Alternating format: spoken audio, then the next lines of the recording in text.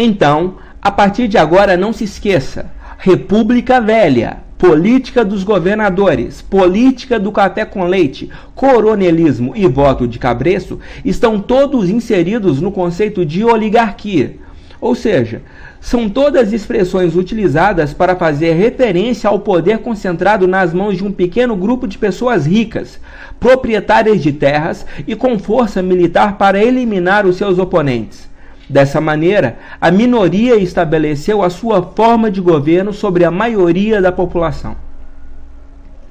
Agora vamos falar de um mecanismo muito importante no funcionamento da República Velha.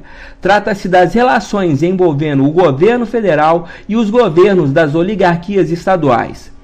Este relacionamento ficou conhecido como política dos governadores, ou, como já dissemos, política do café com leite.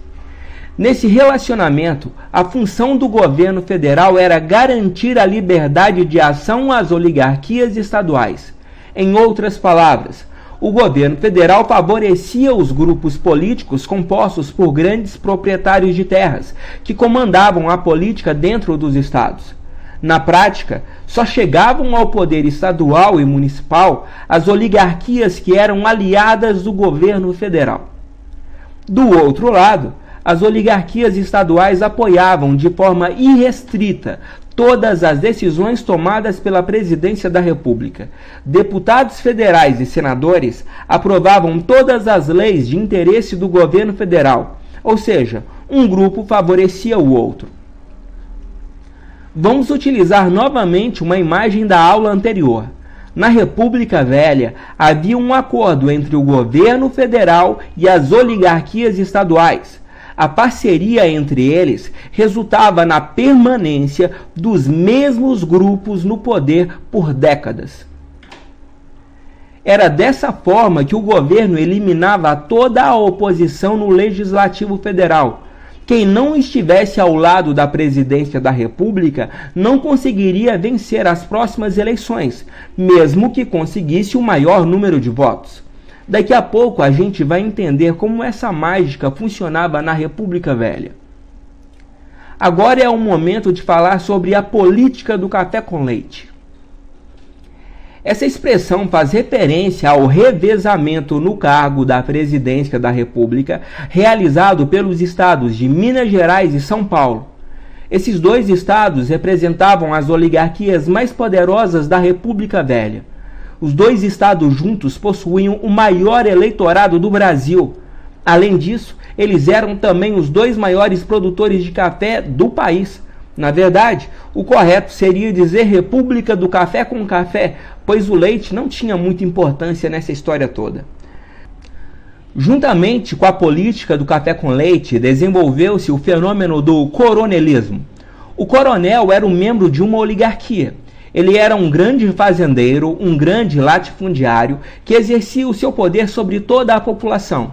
É importante que você saiba que este coronel não tinha nenhuma patente militar. Essa prática veio lá dos tempos do Brasil Império, quando o grande fazendeiro comprava a patente de coronel para comandar a Guarda Nacional. Com a República, a Guarda Nacional foi extinta, porém, ficou o costume de chamar o poderoso proprietário de terras de coronel. É daí que vem o fenômeno do coronelismo. Os coronéis estabeleciam a disputa pelo poder dentro de seus municípios. Vencia a disputa aquele coronel que tivesse mais força econômica e, consequentemente, tivesse a maior capacidade de fazer o uso da força. Lembre-se, o coronel possuía a sua milícia particular, ou seja, um grupo de jagunços armados que praticavam a violência para intimidar e eliminar os opositores políticos do coronel. O coronel foi o responsável pelo desenvolvimento do mandonismo local, ou seja, surgiu no Brasil a reserva de um espaço de poder particular onde era implantado o curral eleitoral do coronel. Nesse espaço local, quem mandava politicamente era o latifundiário. O curral eleitoral era um território em que o grande fazendeiro tinha o domínio político incontestável. Ali quem mandava era ele. Aqueles que não respeitassem suas regras sofreriam sérias e desagradáveis consequências. Juntamente com o curral eleitoral, surgiu o voto de cabresto. Vamos começar definindo o que é cabresto. Cabresco é uma correia que tem uma armação feita especialmente para ser firmada na cabeça de um animal, servindo para amarrá-lo e dirigi-lo. Já o voto de cabresco era uma prática política que se aproveitava do fato do voto ser aberto no Brasil. Para garantir que iria vencer as eleições locais, o coronel enviava um homem de sua confiança para acompanhar o eleitor, que na maioria das vezes era analfabeto. Este homem a serviço do coronel fraudava o processo, pois ele votava no lugar do eleitor analfabeto, garantindo assim mais um voto para o grande proprietário de terras. Então veja bem, o curral é o local em que se coloca os animais para pastar. O cabresto serve para controlar a direção do animal. Portanto, na República Velha, a criação de currais eleitorais e a prática do voto de cabresto levaram a uma animalização do eleitor. É isso mesmo. O eleitor era representado no imaginário popular como um animal sem vontade própria que precisava ser conduzido pelos homens de elite. Era dessa forma que o povo era tratado na República Velha. Você verá no próximo vídeo que os movimentos sociais nesse período eram considerados casos de polícia. Porém, contudo, entretanto, todavia, não obstante, de nada adiantava vencer a eleição para os cargos legislativos fazendo uso do curral eleitoral e do voto de cabresto.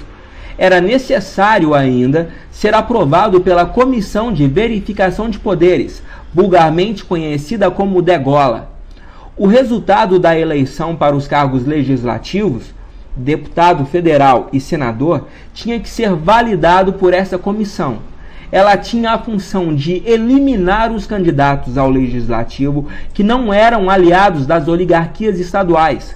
Dessa forma, a Comissão de Verificação de Poderes muitas vezes aprovava um candidato eleito de forma fraudulenta e reprovava outro que havia sido legalmente vitorioso.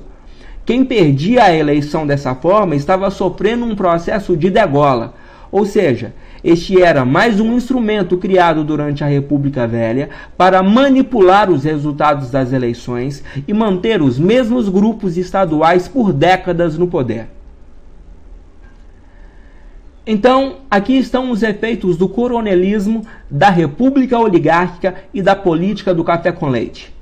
Em primeiro lugar, ocorria a perpetuação da situação política no nível estadual, ou seja, as mesmas famílias ou grupos políticos passavam décadas estabelecidas no poder.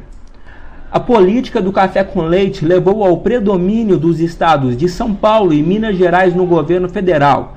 Essas duas unidades federadas ficavam se revezando no posto da presidência da República.